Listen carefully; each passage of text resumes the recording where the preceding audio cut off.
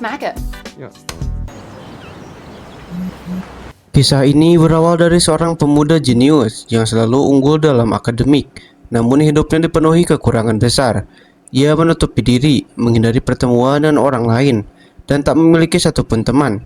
Melihat kondisi itu, orang tuanya mengambil langkah yang tak biasa.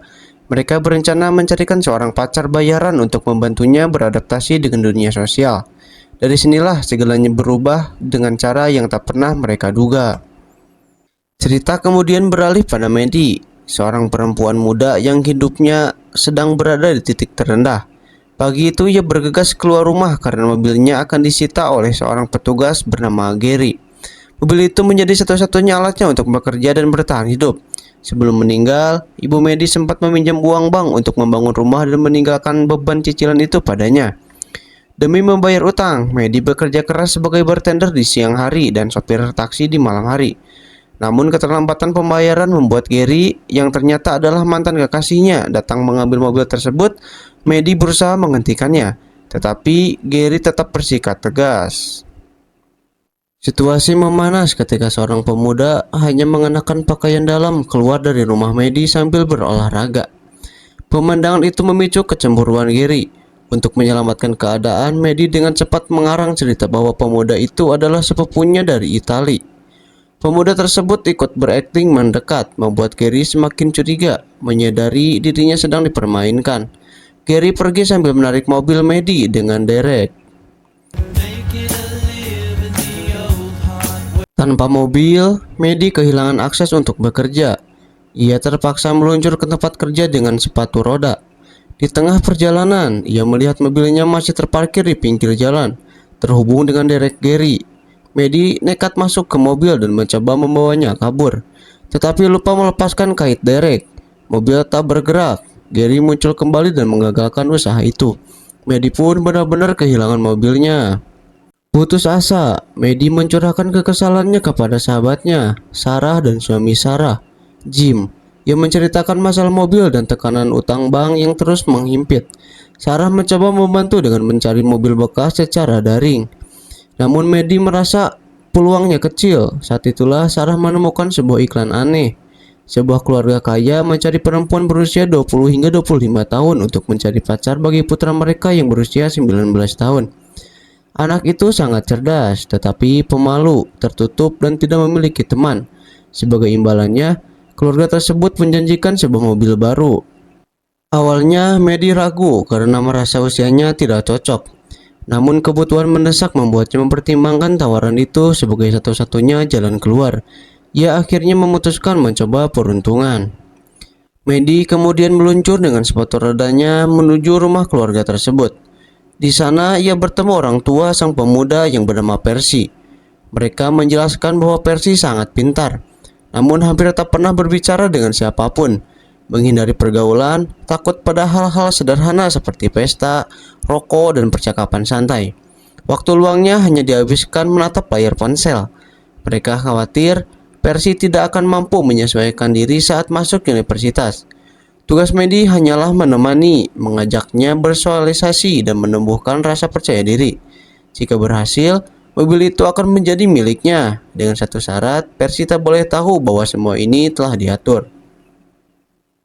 Maddie menerima kesepakatan itu dan mendatangi tempat kerja pada waktu Percy.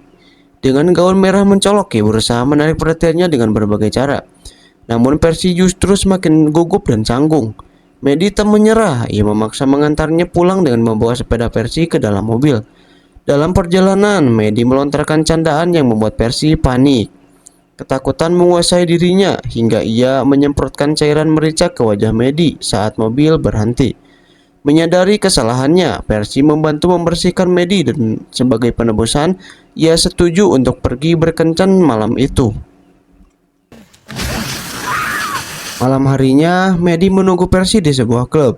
Ketika Percy akhirnya datang, penampilannya mengundang tawa karena mengenakan mantel formal dipadukan dengan celana pendek. Alih-alih mempermalukannya, Maddie justru memujinya dan membuatnya merasa diterima. Saat seorang pelayan menghampiri meja mereka, Maddie memesan minuman, menandai awal dari kencan canggung yang perlahan mengubah hidup keduanya. Malam itu, pertemuan Medi dan Percy dimulai santai di sebuah tempat minum. Percy sempat memesan soda, namun Medi dengan spontan mengubah pesanannya. Dan suasana pun mencair saat mereka mengobrol ringan sambil menyesap minuman. Kebersamaan mereka mendadak terusik ketika Travis, mantan kekasih Medi, muncul dan membuat keributan kecil. Ia memamerkan cincin tunangannya sambil mengungkit masa lalu hubungannya dengan Medi, termasuk bagaimana hubungannya itu berakhir. Setelah Travis pergi, Medi memilih mengalihkan suasana dengan mengajak Percy ke pantai. Meski tempat itu sebenarnya sudah ditutup lewat jam 8 malam. Percy ragu karena tak bisa berenang, namun Medi terus mendorongnya. Ketika Percy enggan melepas pakaiannya, Medi justru lebih dulu melompat ke air tanpa ragu, membuat Percy akhirnya ikut bergabung. Keadaan berubah kacau saat sekelompok orang mencuri pakaian mereka. Medi yang murka keluar dari air dalam kondisi apa adanya, menghadapi mereka tanpa takut, merebut kembali pakaian yang dicuri, lalu kembali ke air. Ia mencoba mendekati Percy, tetapi Percy merasa tidak nyaman dan mengungkapkan kebingungannya karena mereka belum saling mengenal. Medi tersinggung, meninggalkannya dan bersiap pergi dengan mobil. Percy berusaha ikut, namun Medi menolak, melempar pakaiannya keluar dan justru menahan ponselnya. Dalam kepanikan, Percy terpaksa berpegangan pada mobil yang melaju, menciptakan kekacauan yang menarik perhatian polisi. Medi melarikan diri dengan mengemudi nekat, nyaris celaka saat kereta melintas cepat di hadapan mereka. Beberapa waktu kemudian, mereka berada di rumah Medi. Ia berusaha mencarikan suasana dengan memutar musik, namun Percy masih canggung.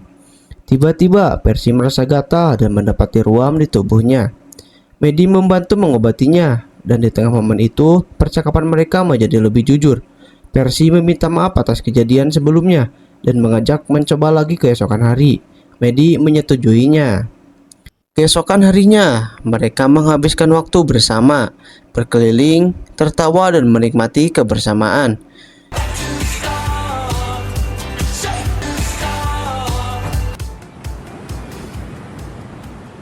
Di sebuah tempat yang tenang, percakapan mereka berubah menjadi lebih dalam. Medi membuka diri tentang keluarganya dan hubungan yang tak pernah benar-benar diterima oleh sang ayah. Percy mendengarkan dengan penuh perhatian, hingga akhirnya kedekatan itu berujung pada sebuah ciuman. Mereka kemudian bertemu Jody, teman Percy. Saat Percy menjauh, Jody memperingatkan Medi agar berhati-hati, menekankan bahwa Percy masih sangat muda dan meminta Medi tidak mempermainkan perasaannya. Pada malam berikutnya, Medi mengajak Percy berdandan rapi dan makan malam di luar. Dengan dorongan Medi, Percy naik ke panggung, memainkan piano dan bernyanyi. Penampilannya memukau, disambut tepuk tangan meriah. Setelah itu, Natalie, teman Percy, mengajaknya ke sebuah pesta dan membicarakan rencana kuliah. Percy menerimanya dengan antusias. Ia lalu mengatakan pada Medi betapa baiknya Natalie, membayangkan mereka akan pergi ke pesta bersama, dan menceritakan rencananya mengambil SIM agar bisa menyetir sendiri menemui Medi di akhir pekan. Dari sorot matanya, jelas Percy mulai sangat terikat dan Medi pun menyadarinya. Di dalam mobil sepulang makan malam, Percy minum dan terbawa perasaan. Ia mengungkapkan bahwa dirinya telah jatuh cinta dan merasa siap melangkah lebih jauh. Medi berusaha menenangkan keadaan, menjelaskan bahwa dalam kondisi seperti itu Percy tidak akan menikmati pengalaman pertamanya, dan menyarankan agar mereka menundanya ke lain waktu. Jauh di dalam hatinya, Medi diliputi rasa bersalah karena ia sadar kedekatannya dengan Percy berawal dari sebuah kesepakatan rahasia dengan orang tua pemuda itu. Percy sama sekali tidak mengetahui hal tersebut dan menjalani hubungan mereka dengan sungguh-sungguh, membuat Medi kian tersiksa karena merasa mempermainkan perasaannya.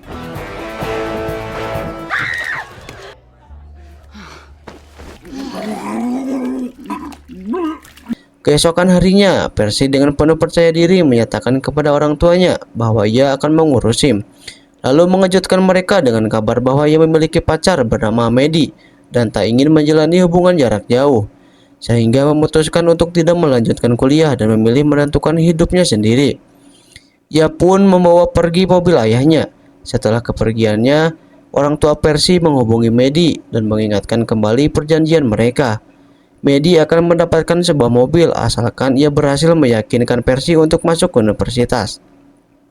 Tanpa mereka sadari, Seluruh percakapan itu terdengar oleh Percy melalui sistem mobil, membuat hatinya hancur ketika menyadari bahwa perasaan Maddie mungkin tidak tulus.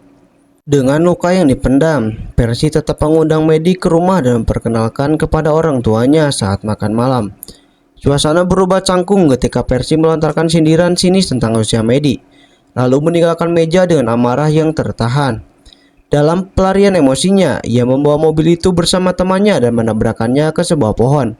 Sepulangnya, Percy yang kalut meminta Maddie untuk lebih dekat dengannya. Maddie mengiyakan, namun momen itu berlangsung singkat dan menyisakan kegugupan, hingga Percy akhirnya mengungkap bahwa mobilnya telah hancur. Maddie segera menyadari bahwa Percy telah mengetahui kebenaran tentang kesepakatan tersebut. Oh, fuck. Diliputi amarah dan kekecewaan, Percy menumpahkan perasaannya dan mengusir Maddie meski ia mencoba menjelaskan bahwa kesepakatan itu dilakukan demi menyelamatkan rumahnya dan bahwa perasaannya kepada Percy nyata. Maddie pulang dengan hati remuk, dihantui rasa bersalah karena telah melukai seseorang yang tulus mencintainya. Sementara Percy kembali terjebak dalam kebiasaan lamanya, mengasingkan diri dengan permainan dan video singkat.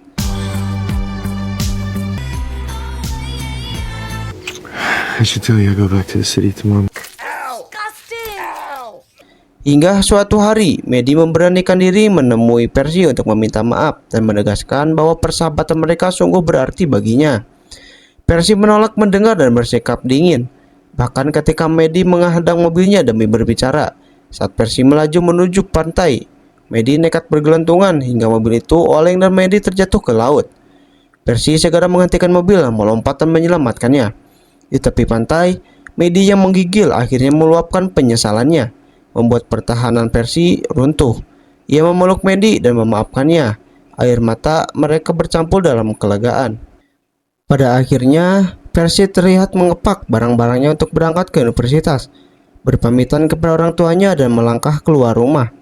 Di sana, Maddie telah menunggunya dengan senyum nakal, menawarkan tumpangan seolah tak pernah ada jarak di antara mereka. Keduanya tertawa, menutup kisah ini dengan nuansa manis, romantis, dan penuh harapan.